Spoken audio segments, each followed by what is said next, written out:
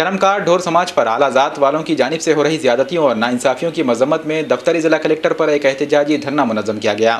احتجاج میں چرمکار ڈھور سماج کے سینکڑوں افراد نے حصہ لیا۔ ملک میں پچھلے 4 برسوں سے اقلیتوں اور پسماندہ طبقات کے خلاف فرقہ پرست اور سماج دشمن عناصر کی جانب سے ظلم و زیادتی، قتل و غارت گری، عصمت ریزی و جیسے سنگین جرائم کا ارتکاب کیا جا رہا ہے۔ مسلمانوں اور دلتوں کے علاوہ بہوجن سماج سے تعلق رکھنے والے دیگر طبقات کو بھی آئے دن نشانہ بنایا جا رہا ہے۔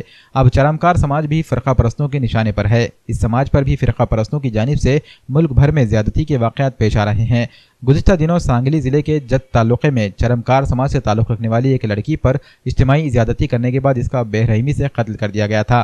اس واقعے کی مذمت میں اپنا احتجاج درج کرانے کے مقصد سے چرمکار ڈھور سماج کی جانب سے دفتر ضلع کلکٹر پر احتجاجی دھرنا منظم کیا گیا۔ احتجاجیوں نے حکومت و انتظامیہ کے خلاف جم کر نعرے بازی کی اور اپنے غم و غصے کا اظہار کیا۔